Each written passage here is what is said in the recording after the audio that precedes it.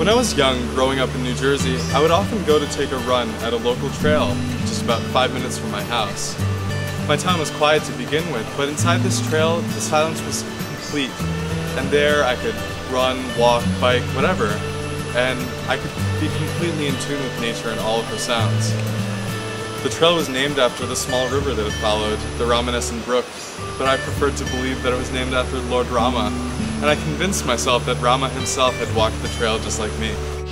And so, 10 years later, I find myself here at SAI Sanctuary, and it's a whole different ballgame. The nature in New Jersey was just training wheels compared to the vibrant, vivid, unbelievably lush greenery that's all around us here. Every step here is a new discovery, a new plant, a new frog, a new butterfly, a new snake, everything. And the wonderful thing is that even though I've returned to India every year for the past 5 years, I've still never experienced anything quite like this. I come to Bangalore every year for cultural reasons, to learn classical music. But SAI Sanctuary here, it transcends culture. Nature herself transcends culture. Nature doesn't care whether you're an Indian or an American, or for that matter, a Kannadiga or a Bengali. Here, it's not the cultural, ethnic, religious identities that separate us that matter. It's the oneness, it's the pervasive humanness that connects us that matters. I feel really welcome here, and I know that no matter who one is, he feels welcomed by nature. And what better place to experience nature than in her undisturbed lap, right here in SAI Sanctuary.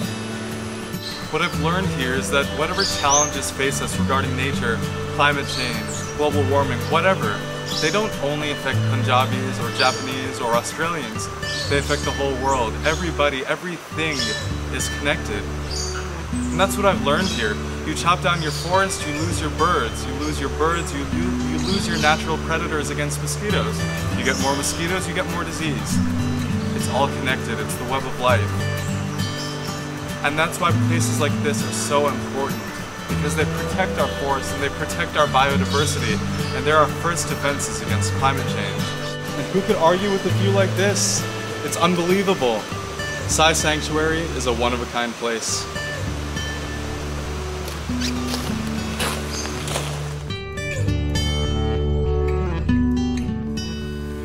I came to SAI Sanctuary thinking that I knew a lot about nature. I grew up in a family where we went hiking, we went camping, I was playing outside all the time.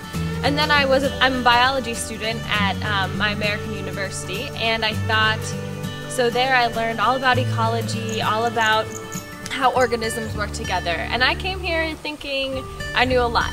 And I realized that I knew nothing, and I didn't learn until I came to SAI Sanctuary.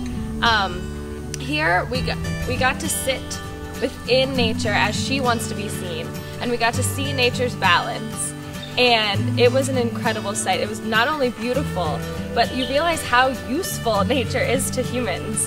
Here at SAI Sanctuary, the forests provide us with soil and water and air for so much of India, and when you get to see that happening, you see the water rushing through the rapids, and you see all of these trees with their huge roots holding it in place. You can really remember how nature is so imperative to human lives and to the lives of all the other creatures.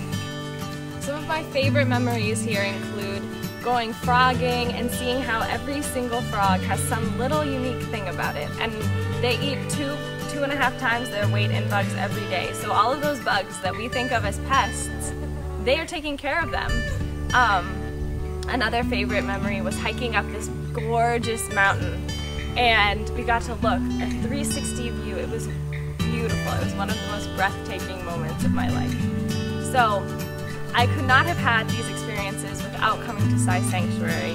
So I'm just so grateful for Pam and Anil and all of the teaching that we got here. I'm just so thankful for this opportunity, and I encourage anyone who wants to learn about nature to come to SAI Sanctuary.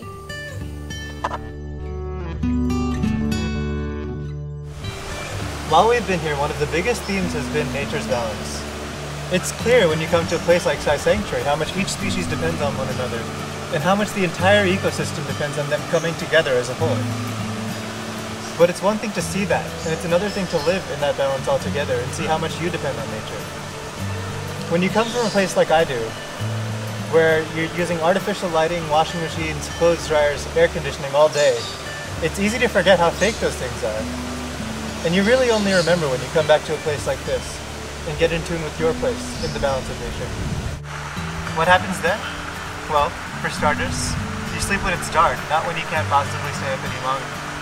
The crickets and the frogs put you to sleep, and the sun and the birds wake you up. And they're much better than an alarm clock. Back at school, I have a hard time falling asleep, and I hate waking up. And you know, when I wake up a half hour before class, rush out, forget to brush my teeth. But here, the sun gives you a bit of time. And you know, you can read a book, you can enjoy the view, you can breathe a little bit. And I think that leaves you a lot better prepared, a lot more ready to take on the day ahead of you. We also washed our clothes by hand for the first time. Of course, it makes you a lot more picky about what you really call dirty.